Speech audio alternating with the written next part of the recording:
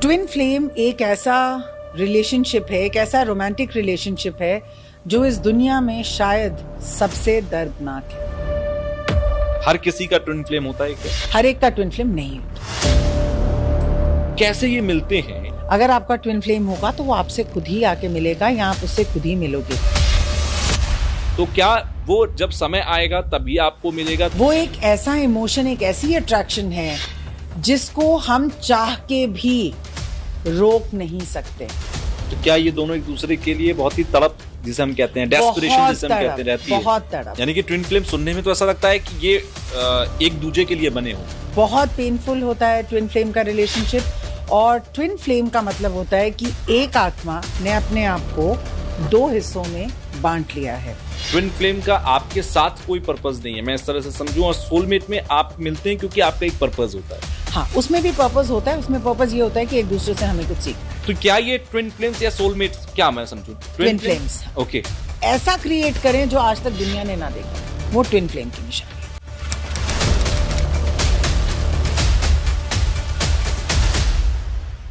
Twin flame के बारे में आप लोगों ने शायद सुना होगा, और हो सकता है बहुत सारे लोग ट्विन फ्लेम के कॉन्सेप्ट से रूबरू ना हो या फिर जानते भी ना हो कि ट्विन फ्लेम क्या होता है। लेकिन सोलमेट के बारे में तो आप लोगों ने सुना होगा कि आप लोगों की लाइफ में बहुत सारे ऐसे लोग होंगे जिनके साथ आपको ये महसूस होता है कि ये शख्स अगर मेरी जिंदगी में है तो सब कुछ मेरी जिंदगी में, एक और एक 11 वाली फीलिंग आती है।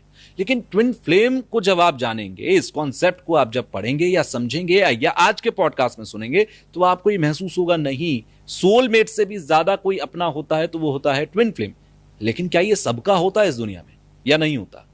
जब इसकी गहराई में मैं उतरा और मैंने बहुत सारी बातचीत डॉक्टर मनमीत के साथ की, तो मुझे पता लगा कि ट्विन फ्लेम अगर आपको मिल जाए तो आप इस दुनिया में असंभव को भी संभव कर सकते हैं। आप वो सब कुछ कर सकते हैं जो आपको लगता है कि आपके बस की बात नहीं है। तो ट्विन फ्लेम क्या है, इसको समझेंगे आज के इस पॉडकास्ट में। सोलमेट को भी समझेंगे और भी हम डिटेल में सारी चीजों को समझेंगे। लेकिन उससे पहले हमें आज के पॉडकास्ट को शुरू करना होगा डॉक्टर मनमीत के साथ। और डॉक्टर मनमीत को आप लोग पहले से जानते हैं, जिनके साथ हम एक सीरीज कर रहे हैं और अब तक तंत्र को समझ रहे थे। हमने सोचा क्यों ना आज ट्विन फ्लेम को भी समझ लेते हैं। स्पिरिचुअलिटी का एक पार्ट है ट्विन फ्लेम। अब ट्विन फ्लेम क्या है आज के पॉडकास्ट में हम समझेंगे। शुरू करते हैं आज के पॉडकास्ट को।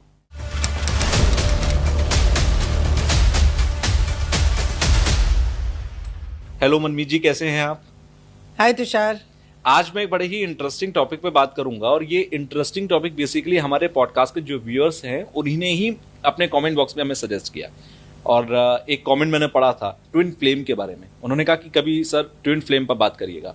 मैं कुछ दिन तक रिसर्च करता रहा, क्योंकि उससे पहले मैं इस वर्ड से बिल्कुल भी परिचित नहीं था। मुझे नहीं पता था ये वर्ड क्या होता है। मैंने सर्च किया, मुझे कुछ चीजें पता लगी, तो मैंने कहा ठीक है, फिर मैं आपसे बात करता हूँ इसमें डिटेल में। सबसे पहले आप मुझे बताइए ट्विन फ्लेम का कॉन्सेप्ट क्या है, क्योंकि गूगल पर जब मैं पढ़ रहा था, कहीं कुछ जगहों पर लिखा था कि नहीं ये कुछ नहीं होता, कुछ जगह पर लिखा था नहीं ये होता है, इसके केसेस भी हैं। क्या है ये ट्विन फ्लेम? ट्विन फ्लेम एक ऐसा रिलेशनशिप है, एक ऐसा रोमांटिक रिलेशनशिप है जो इस दुनिया में शायद सबसे दर्दनाक है।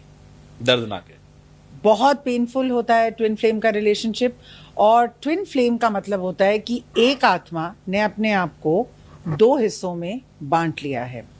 तो इसको समझने के लिए हमें सोल के ओरिजिन पे जाना पड़ेगा। आत्मा जहाँ से अपनी जर्नी, अपनी यात्रा शुरू करती है, तो पहले जन्म से लेके आखिरी जन्म तक, और उसके बाद मोक्ष।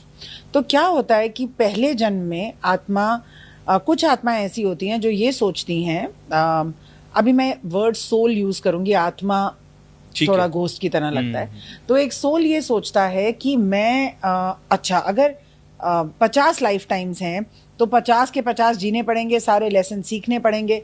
क्योंकि हम यहाँ पे क्यों आते हैं? हम धरती पे आते हैं अपना लेसन सीखने के लिए और अपना पर्पस पूरा करने के लिए। exactly. और हमें अपना लेसन और पर्पस कैसे पता चलता है? आकाशिक रिकॉर्ड्स के थ्रू पता चलता है। तो हर सोल सोचता है, आप ऐसे सोचिए कि एक स्टार्टिंग लाइन है, वहां से सब बच्चों ने भागना है रेस की तरफ। हर बच्चा अपनी स्ट्रैटेजी लगा के चलेगा। कुछ कहेंगे मैं शुरू में धीरे भागूंगा, आगे तेजी पकड़ लूंगा। कुछ कहेंगे शुरू ही तेजी से करेंगे तो पीछे पछाड़ देंगे। जब ये जर्नी शुरू होती है तो कुछ सोल्स ऐसे सोचती हैं कि अगर हमने 50 लाइफ टाइम्स जीनी है तो बहुत ही लंबा खिंच जाएगा, क्यों ना हम 25 ही जिएं और अपने आप को क्लोन कर लें, 2 हिस्सों में बांट लें और 25 में ही काम खत्म हो जाए। सुनने में बड़ा ही ड्रामेटिक सा लग रहा है मुझे ये। हाँ, है तो ड्रामेटिक ही, ये सोल की स्ट्रैटेजी है। और वो क्या करता है कि अपने आप को 2 हिस्सों में बांट लेता है। और जैसे सपोज आप अपने आप को 2 हिस्सों में बांट लें, तो आपके दोनों हिस्से एक दूसरे को कॉम्प्लीमेंट करेंगे। आपको एक दूसरे में बहुत ही ऐसी फीलिंग होगी जैसे हम इसको बहुत बिलोंग करते हैं, एक फीलिंग ऑफ लव, अफेक्शन, जैसे हम अपने बच्चे से या किसी बहुत परिचित व्यक्ति से मिल रहे हों, बहुत प्यार, इंटेंस अट्रैक्शन होती है ट्विन फ्लेम में। तो वो आत्मा अपने आप को 2 हिस्सों में बांट लेती है। अब जहां बाकी लोग 50 जन्म लेंगे अपना जर्नी खत्म करने के लिए, ये लोग 25 या 26-27 में ही कर लेंगे। मेरे पास जो ट्विन फ्लेम के केसेस आते हैं उसमें लोग कहते हैं कि क्या हमारा कोई फ्यूचर है इस पार्टनर के साथ, जिसका जवाब है कि नहीं, क्योंकि ट्विन फ्लेम का पर्पस यूनाइट होना नहीं है, एक होना नहीं है किसी जन्म में।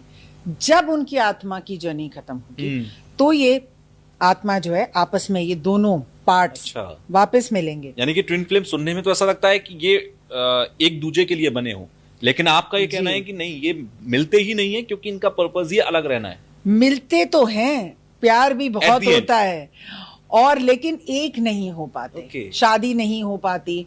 जैसे कि Sohni Mahiwal, Heer Ranjha, Laila Majnu, extremely beautiful love stories, लेकिन मिले नहीं। इस जन्म में नहीं मिले, फिर अगले जन्म में फिर मिलेंगे और फिर यही अट्रैक्शन होगी। और अट्रैक्शन क्यों होती है, हमें इतनी इंटेंस अट्रैक्शन क्यों होती है? लोग कहते हैं हम खाना नहीं खा पाते, हम सो नहीं पाते, हमें पता है कि वो पर्सन अनअवेलेबल है, हमें मालूम है कि वो हमें नहीं मिल सकता, वो शादीशुदा है या हम शादीशुदा हैं, तो हम अपने माइंड को समझा ही नहीं पाते। तो शायद ट्विन फ्लेम्स की जर्नी दिमाग से परे है।